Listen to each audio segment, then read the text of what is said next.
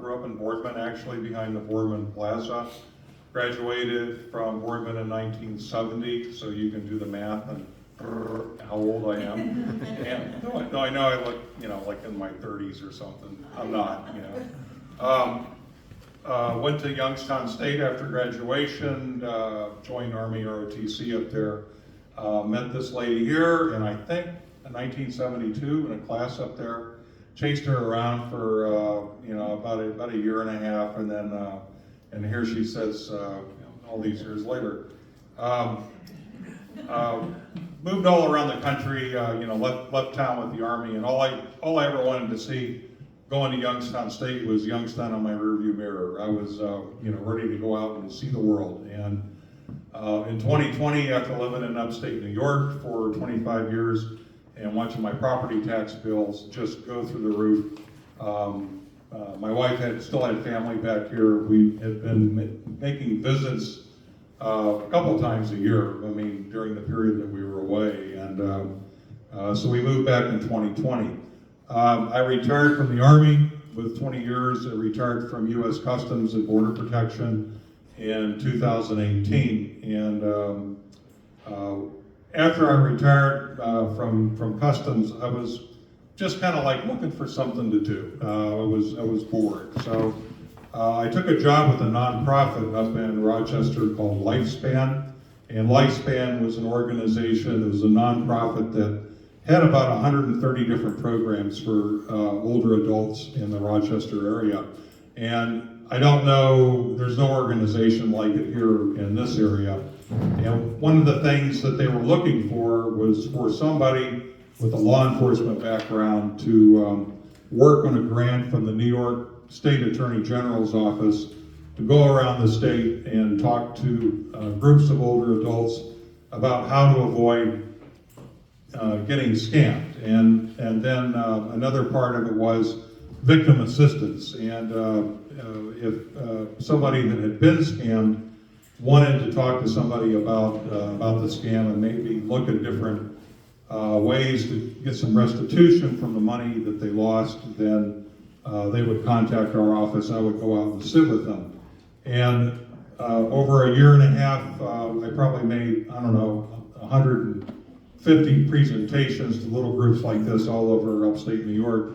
And I probably sat and I heard the stories of at least 100 people who lost a little bit, who lost a lot, and some people pretty much lost everything to a scammer. And so I have plenty of stories that where I've heard in the words of people that did lose quite a bit, and I'll share a couple of those stories with you today. So I wanted to start off. I know I gave you a lot of stuff. I gave you a lot of literature. These three people here, they don't have anything. I don't know if you want to. Thank you. And I'll start with the first one: is why we are targets. You guys want to pull that out? There's three reasons why adults, older adults, which is basically the term is for an adult that's over 55 years old, why we're targets. Number one, we were brought up in a different era, in a different culture. And it was a culture of trust. And a lot of us were told by our parents, told by our pastors, our teachers, you can give people benefit of the doubt. Not everybody's out to do you wrong. You have to trust people. And you were certainly taught to trust law enforcement, people in positions of authority, the U.S. government, the FBI, you name it, you were brought up. When you saw that symbol of authority, you trusted. Wealth is the second factor. And the people that are sitting in this room, if you're over 55 years old, you own over 75% of the wealth in the United States of America. The third thing is that everybody in this room, unless there's a few unusual people, we pretty much share a poor understanding of information technology. And if you look at the cell phone that is, that many of you carry around, your Apple iPhone, your Samsung Galaxy, your Motorola Razr, those phones have I read in the Wall Street Journal, they have about 900 million times more computing power than the Apollo 11 computer that sent the astronauts to the moon in 1968. That's a lot of computing power in your hand, and that's just going to continue to increase. So if you go to the second page, how scams work. All scams, they use a hook to trick you into sending money or giving out your personal information. And the hook can be the lure of money, instilling fear, or enticing you into a romance or something else that is probably too good to be true. Scammers convince you to trust them, and sometimes that process where they try to get you to trust them, that grooming process, that can take a couple of minutes, to get you in the position where maybe you're ready to start sending away your money.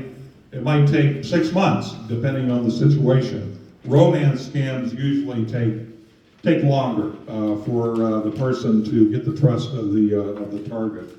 And then you're told to send money with a gift card or a wire transfer, cryptocurrency, and then off your money goes. And if you don't remember much of anything today, just remember that the scammer's favorite way of getting your money is for you to go out and get a gift card.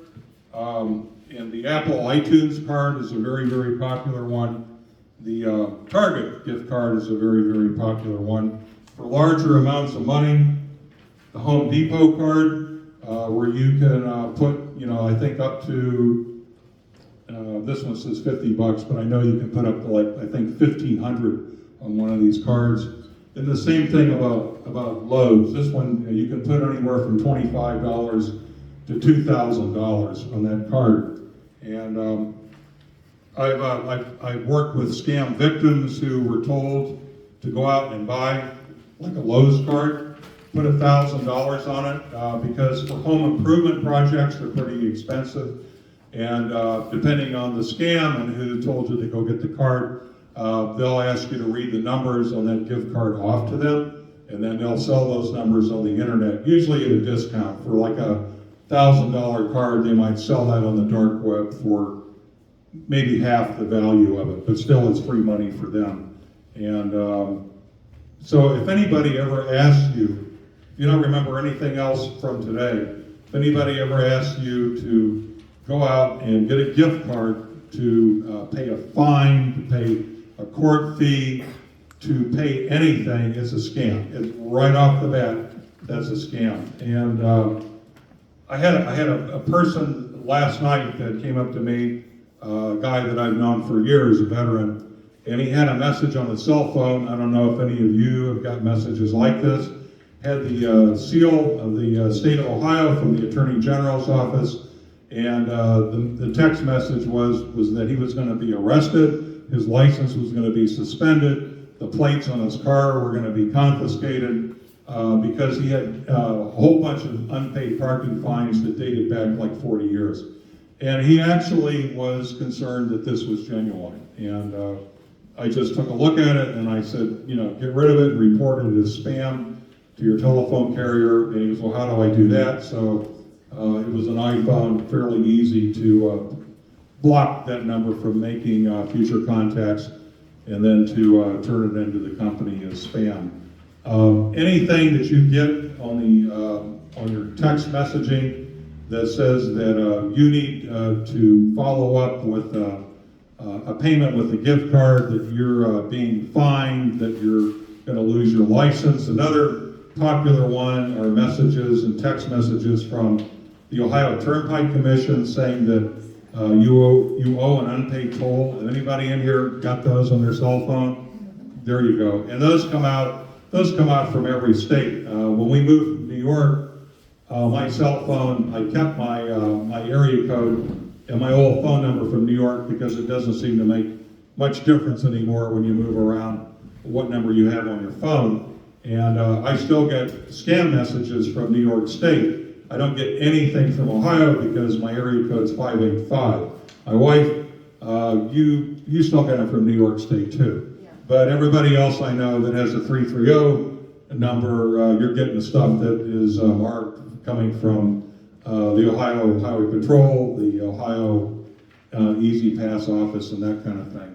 So we talked a little bit about how scams work, and we talked about the why we are targets, and I'm just gonna go to the third page here, signs of a scam.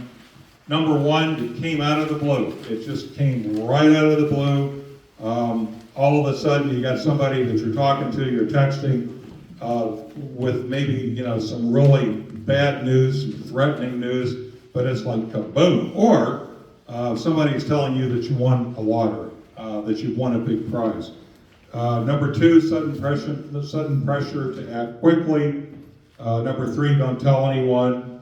Number four, warrant's been issued for your arrest, and the list goes on. And at this point, what I want to do, I'll just share a little story with you from an actual scam experience, the victim, where I had to go out and talk to the victim. And you can see how many of the elements of a scam that you recognize in this story. So this lady, she lived near Canandaigua, New York. She was about 84 years old. She was still married. Her husband was in his 90s. He was blind. He had Alzheimer's. And then she had a daughter who was living with them. I think she was about 62, 63 years old. She had some mental health issues. She was on SSI and had been on SSI for years. She had about $5,200 in her savings account, and the money that came in from her daughter's SSI, her Social Security. Her husband was collecting Social Security, and he had a railroad pension. They were still playing it pretty close to, the expenses that they had every month with the money that was coming in. She gets a telephone call one day, and this guy said, "Sally, is this Sally Brown?" And she said, yes, it's Sally. And he goes, "Well, I have some good news for you. You might want to sit down." And she said, "Well, what's your good news?" And he said, "My name is Byron, and I'm an attorney. I'm in New York City. As a matter of fact, I'm sitting in my office right now. I'm looking out over the Hudson River, and I can see the new World Trade Center." And he goes, "It's a beautiful place to work." And he goes, "And the reason why I'm calling you is that I've been looking for you for about 3 years. I'm an attorney, and I work on retainer for a couple of different companies. One of them is Better Homes and Gardens magazine.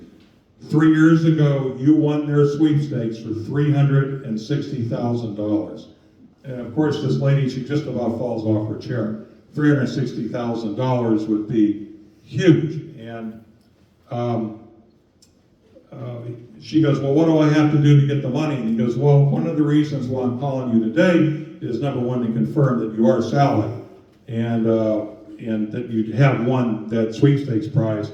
But I work on retainer. Everything that I have to do to track down people is out of my own pocket." And he goes, "The way I'm compensated is to collect a fee from the prize." And she goes, "Well, how much is the fee?" And he said, 10%. And he said, "As soon as you can get me $36,000 to cover my fee, then the check for $360,000 will be on the way to you." And she goes, "Well, I don't have $360,000. And he said, "Well, how much do you have?" And she says, "I have $5,200 in my savings account." And he said, "Well," he goes, "there's some things that you could do to help me in my law practice to work off that $10,000 balance if you would be interested." And she said, "Well, sure, like what do I have to do?" And he goes, "Well, I'll send you a check, and I'll issue it, and I'll write the check out either to you, to your husband, or to your daughter." And he goes, "You take the check to the bank, you cash it, and then I'll tell you where to send the cash." She said, "Okay." So over a period of about 13 months, this guy would send her checks for $7,000, $8,000, $6,000. It was always kind of, just under the $10,000 mark, because at that time, I don't know if the banks still do, they have to report cash transactions of $10,000 or more. So this lady, 50 or 60 times, she takes these checks to the bank and cashes them, and then the guy said, "I'll call you and tell you what to do with the cash. So the checks, they all cleared the bank. They were all negotiable, and but they were all being cashed in her name, her daughter's name, and her husband's name. And like he would call a couple of days later, and he said, "Did you get that check for $9,000?" She goes, "Yes, I have the $9,000." And he said, "Okay, well, I want you to drop it into a DHL envelope, a UPS next day air envelope, a FedEx envelope, and I want you to send it to this address in Nicaragua, or Guatemala, or Belize, or you name it, British Guyana," like all these companies, Colombia, Brazil, all these companies down in Central America and South America. So this lady does this for about 13 months, and she keeps records. She keeps records, she keeps receipts, she keeps records of all the transactions that she had with all these carriers in a shoebox. And she had like everything. And this guy calls about 13 months later, and he goes, "Well, you've been doing all this stuff for me for over the last year, and your balance is down now to just about what you told me that you had in your savings account. Do you still have that $5,200? And she said, "Yes, I do." And he said, "I want you to take that money out, and I want you to send that money to me in cash. And I'll give you my address here in New York City," which it was like something that came back to just a whole bunch of like boxes that were in someplace that had that service for people to receive packages and letters. So she went through her $5,200. She had nothing left, and she sent it to this guy, and then never heard anything more from him. And she contacted the Canandaigua Sheriff's Department. The sheriff's investigator came out. She pulled out her shoebox. She told him what he was involved in, what she was involved in, and he said that everything that you did for this guy for the last 13 months, you were in violation of so many laws, it just makes my head spin. And he said, "Well, I'm not going to refer you for prosecution or anything. You've obviously suffered enough, and you've lost everything that you've had." But if you think about this story, number one, she trusted the attorney. Number two, she knew, or the attorney knew, this guy said he was an attorney, the scammer knew that she had some assets. He was able to determine that she had the $5,000 in the bank. She didn't really understand that it would be possible for somebody to put together a scam like that, and he used a hook. The hook in the scam was the lure of money. And we were all brought up by our parents. How many times have you heard the old adage that if something sounds too good to be true, then it is. It is, yeah.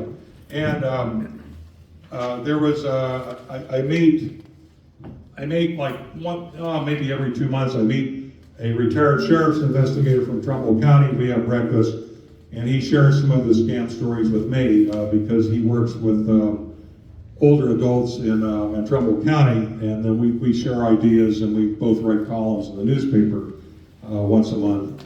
And he told me that there was a guy that contacted him, about 74 years old, and he got a telephone call that he had won the Jamaican lottery. And he won a Mercedes-Benz. And at the point that this guy had contacted Don, he had sent around $16,000 in cash in next day air envelopes and stuff to some address in Jamaica.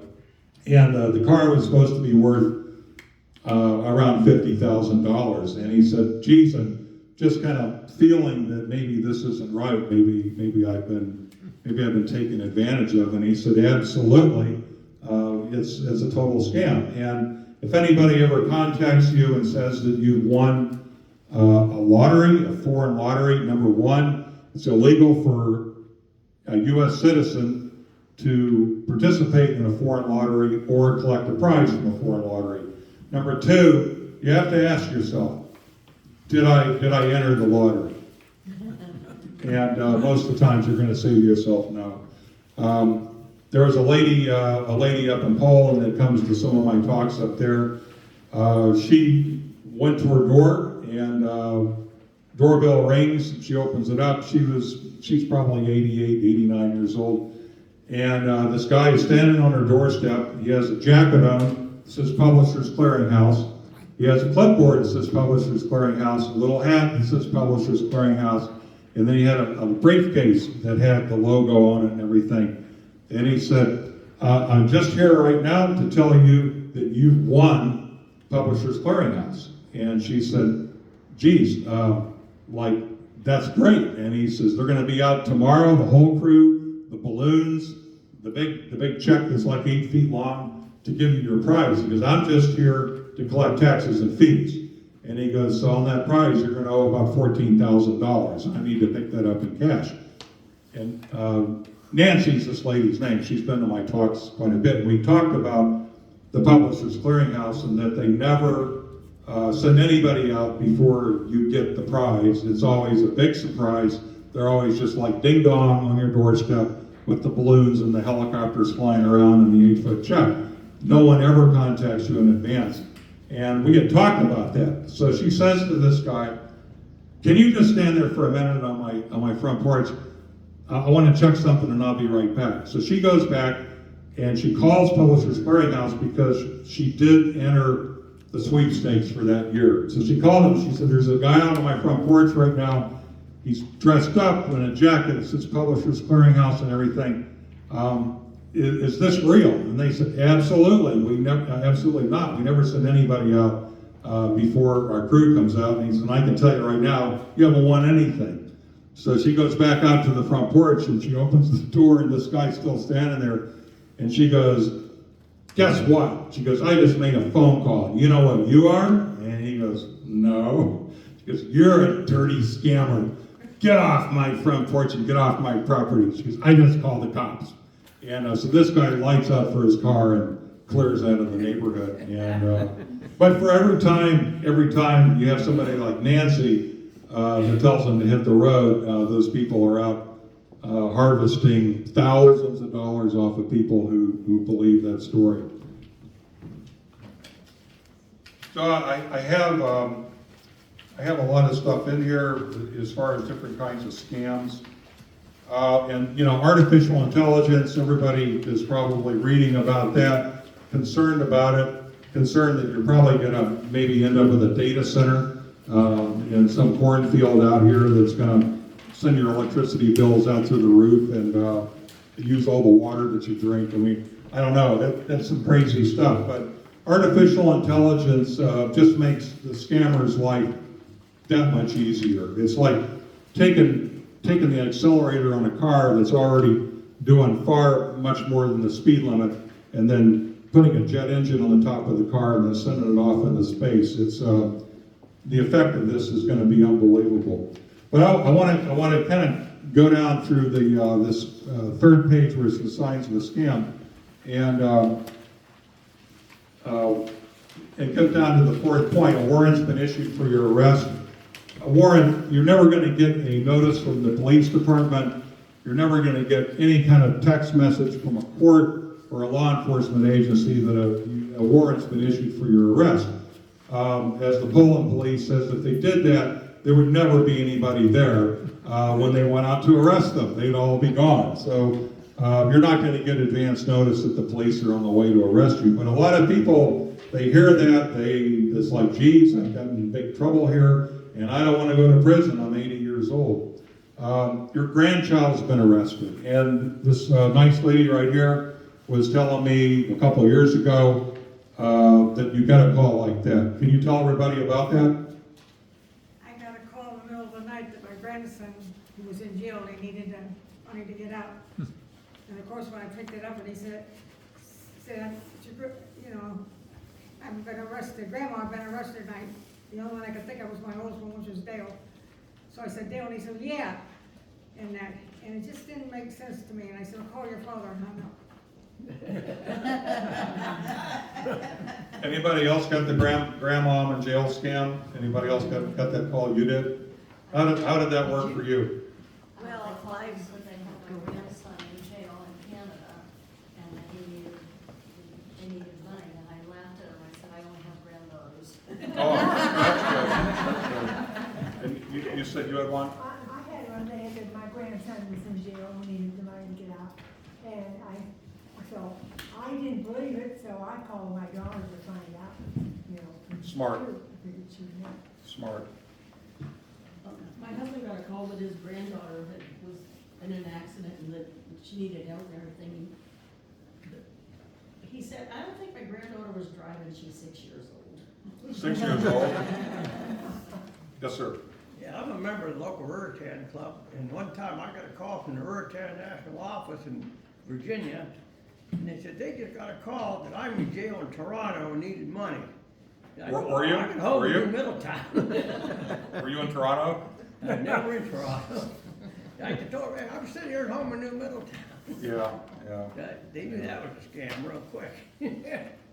Yeah, I read in the newspaper, maybe 6 months ago, there was a scam that was done on a guy in Boardman, and he got a telephone call that, this guy got a telephone call that his son had been involved in a traffic accident, and he had seriously injured a pregnant woman, and that this guy was an attorney, and that he was had been hired by the injured party to seek restitution, and was going to be suing his son in civil court, and he just wanted to know that his son was in jail, and that and just as a courtesy, if he wanted to post bail for his son, the attorney would handle it. And the guy said, well, okay, how much is bail? And he goes, well, it's pretty serious. It's $5,000, and I can send somebody out to your house to pick up the $5,000. So he does send somebody out. He gives him $5,000, and the guy calls,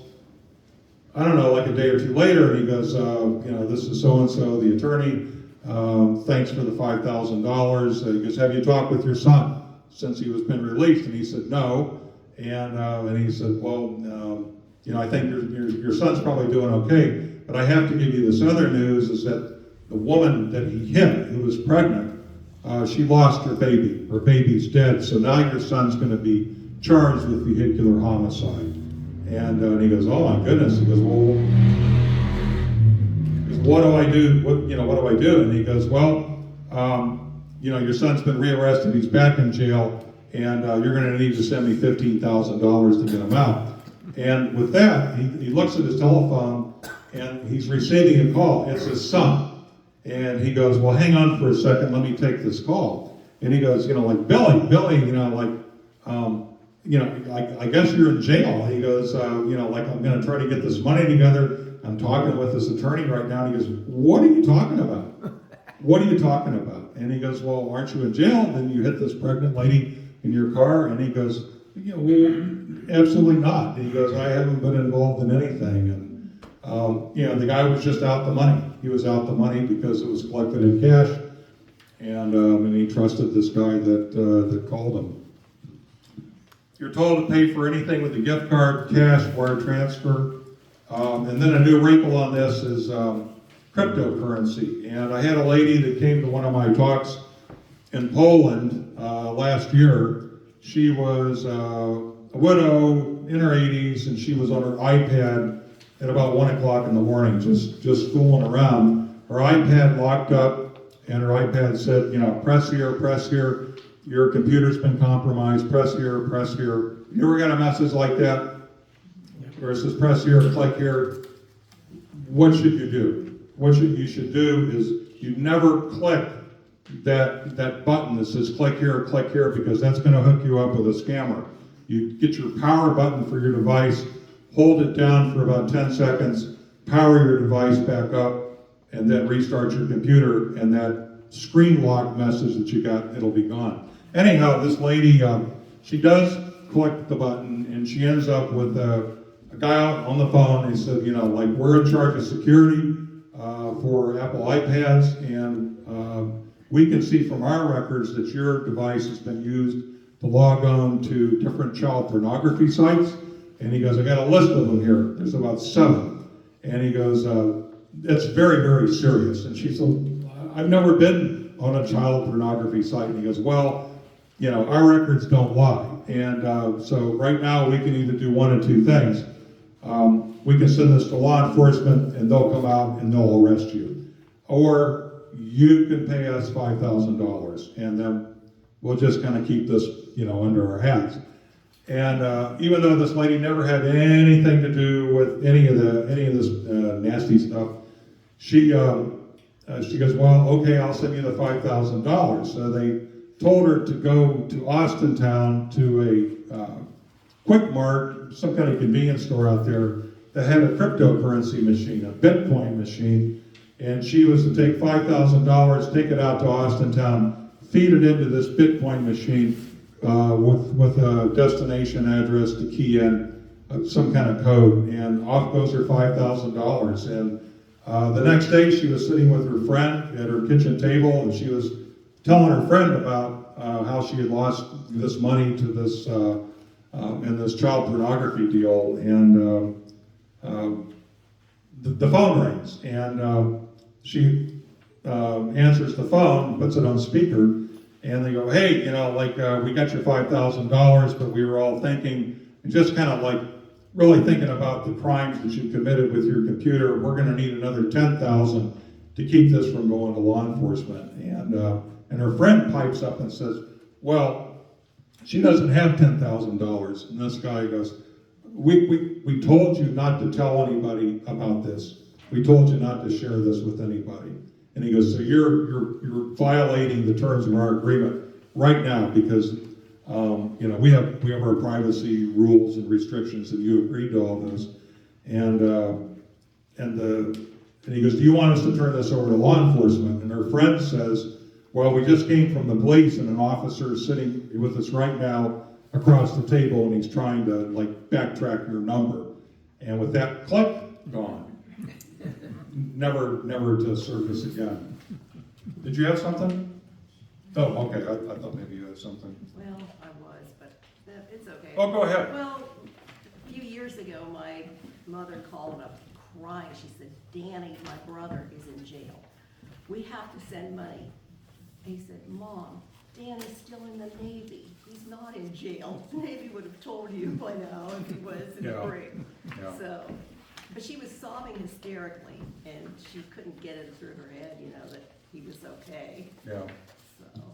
Yeah, I was making a talk in southern New York, real near to the Pennsylvania border, and this lady said that she had got a telephone call, and this guy said, oh, is this Mrs. Smith? She goes, yes. And he goes, well, I got some bad news for you. This is, the sheriff's department. We picked up your husband, been driving DWI, and he's sitting in our jail right now, and if you want to bail him out, you can send us $5,000. And she said, well, that's interesting because my husband's a Pennsylvania state trooper, and he's just coming home from work right now. Yeah, so you do hear kind of like the funny things like that, but for the most part, this is, it's kind of like misery we're talking about for the people that get caught up in it. Your new internet lover needs money. Does anybody have the nerve in here to confess that they've been involved in an internet romance that didn't work out well? Probably not. But that more money is lost in romance scams than any other kind of scam out there. In that you just want to believe in your heart so much that love has bloomed for you again. That you found another mate, and these people are really good at exploiting that. A company or an agency needs to confirm your personal information. Do you get any messages on your cell phones that the bank needs to talk to you, that Amazon needs to confirm, blah, blah, blah, blah, blah. And do you get those on your cell phone? Mm-hmm. Never respond to those because the bank is never going to call you, ask you to reconfirm your accounts or reconfirm your security information or your password. Amazon never contacts anybody using text messaging.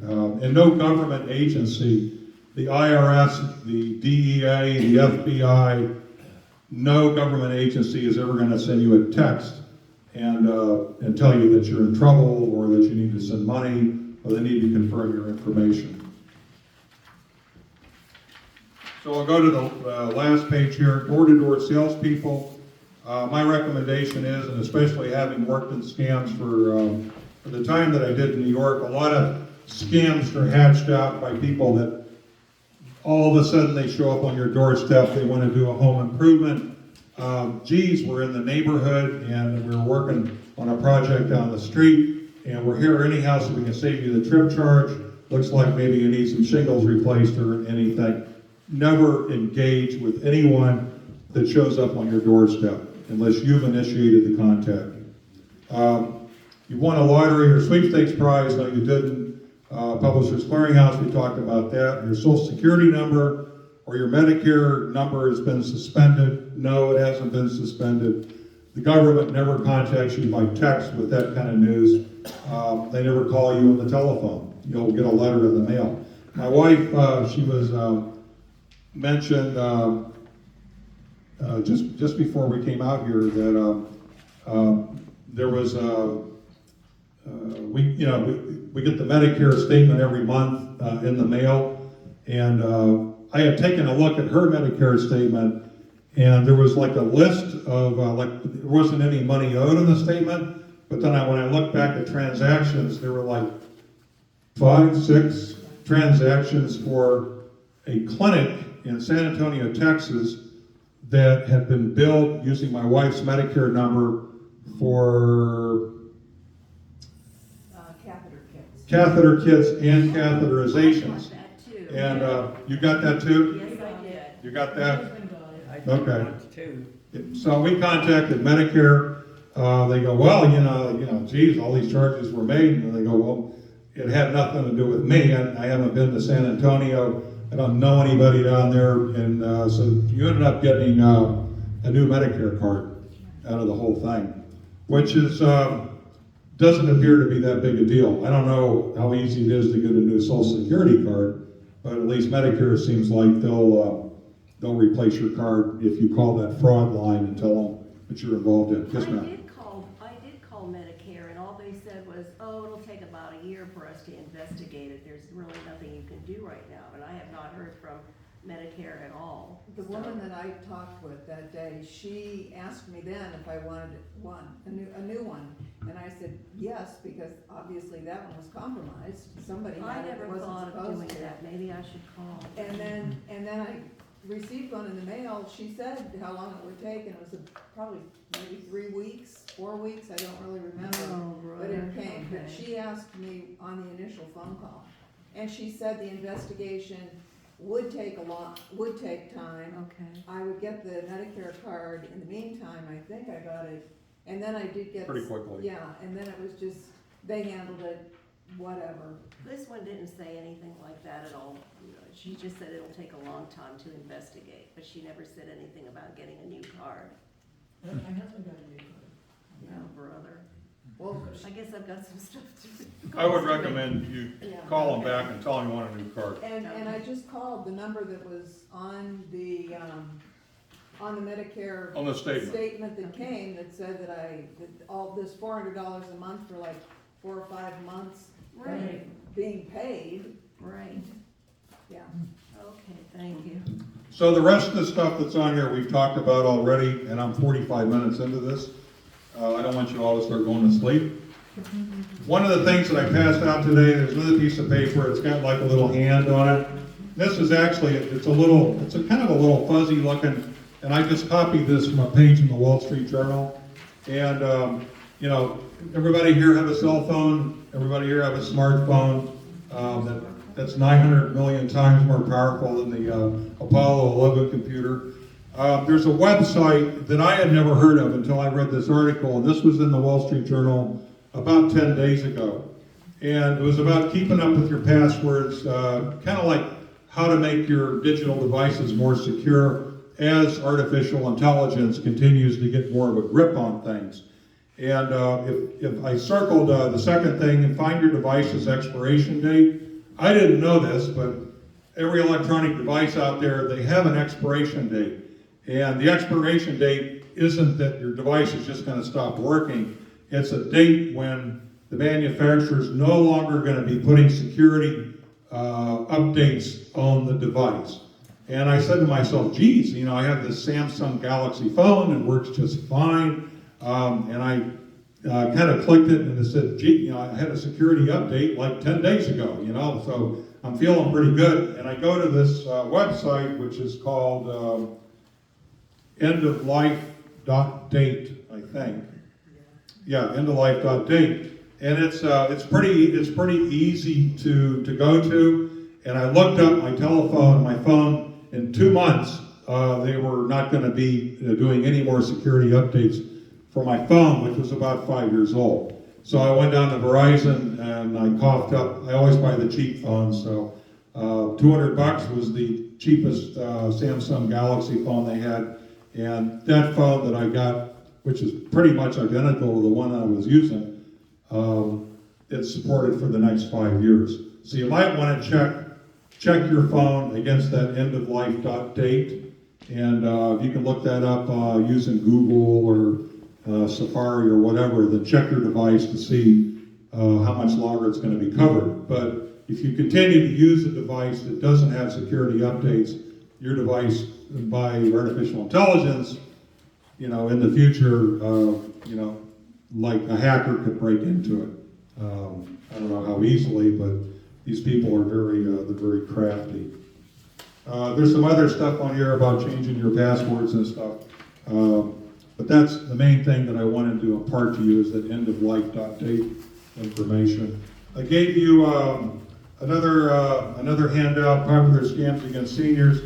I could, you know, I was thinking today, I could probably put together 40 pages on scams that, different versions of them, different twists.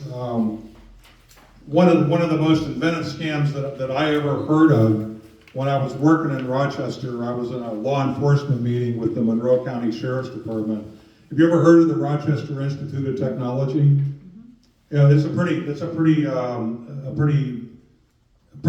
advanced school. You know, a lot of engineering programs, and the institution, RIT, as we called it up there, had a lot of foreign students. And a sheriff's investigator was telling us one day in a meeting that a Chinese student was there at RIT studying computer engineering or something. And she gets a telephone call on her cell phone. So she looks at it, and it's all in Mandarin, and the person on the phone was speaking Mandarin, which was her language, and he said, you have been caught up, and you know, we've done a big investigation, and we know you're running a smuggling ring. You're running it from Rochester, New York. And she said, well, I'm not running any smuggling ring at all. They said, well, be quiet, you know, we're talking to you. And you've been charged with smuggling, and a warrant's been issued for your arrest. And she goes, well, I'm in the United States, and I'm studying. And he goes, well, what we're gonna do, we're gonna arrest your family. We're gonna arrest your family and bring them in. When you come back to China, then we'll let your family go. But you have to come back here. And she goes, oh my God, she goes, I don't want my parents to be arrested. They go, well, we're gonna arrest your brother and sister too. And we're gonna put them all in jail until you come back. She goes, well, you know, like, I don't want my parents, I don't want my brothers and sisters to go to jail. This is all in Mandarin, going back and forth.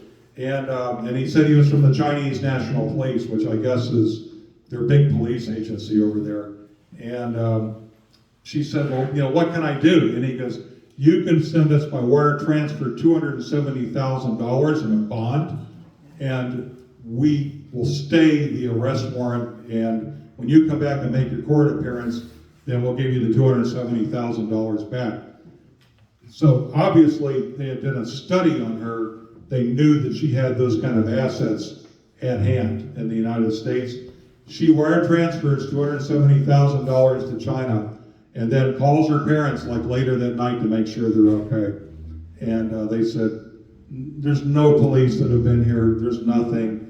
And then, you know, the father investigates back in China, and it was just all a scam. $270,000 in Mandarin. I mean, these people they're slick. They're slick. They know their targets. So, yeah. So with that, I'm gonna wrap up. Anybody have any final comments?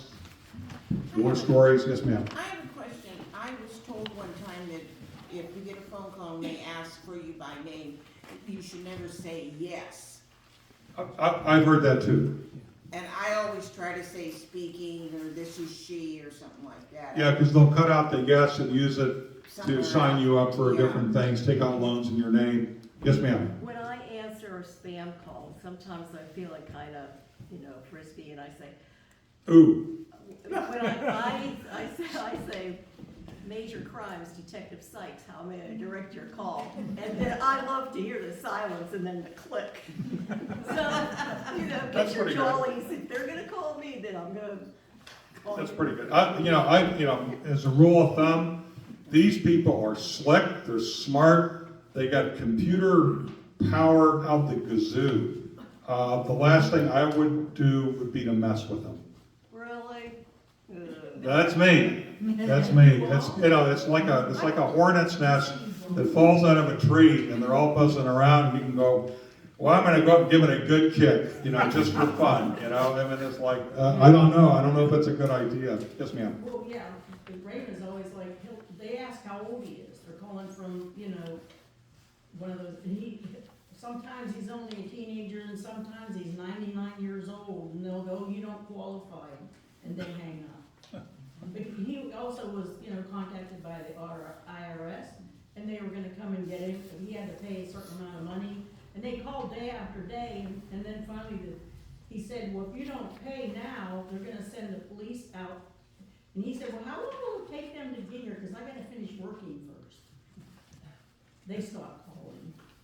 But I don't know why he's such a good target. I don't, it's some way they got your husband's telephone number and his name to associate with it. And, most of the text messages that you get that use your phone number, it's a computer on the other side of the world that, like cell phone numbers aren't published. So the only way that they know that it's an active number is if you respond, if you pick up. If you just delete the message, then you're not on their list. These are phone calls, and I told him, I said, stop talking, because he. That's a good idea. He answers every one, and I just Yeah. read, if you don't say anything, then the computer doesn't think there's a person there, Right. it'll take your number off the list. But he gets, I've Right. been getting one from a loan company telling me that my loan's been approved. And I reported as spam, I blocked the number, the next day I get 3 more from, and sometimes it's the same person, this is Sharon, this is Amanda. I never applied for a loan, Yeah, and I don't know how to stop that. just don't respond. My block list is that long. Right. And there used to be, and there probably still is, where you can sign up for a service from the Federal Trade Commission, the Do Not Call list. And I don't think that does anything. It probably just encourages them, maybe. I think they sell that. Yes, sir. Yeah, right. What I do, when my phone rings, I check the caller ID. If I don't recognize the number, I don't pick it up. That's a good idea, but the caller ID can be what they call spoofed. There's software that scammers use they can actually, in Poland, they were sending out, people were getting telephone calls. They're getting text and telephone calls that had the number of the Poland Police Department, had an officer's picture there, and then they were making telephone calls in the name of that officer. Like if you look at your cell phone, if this kind of gets into a text situation, you can't tell where that number's calling from. Yes, Yeah, ma'am? Raymond was getting phone calls from his own number. He There- said, there you "This is go. my number. How Yeah, do I well, call that's all software. That's all manipulation by software. So John, over to you. Thank you. You're welcome. Thank you.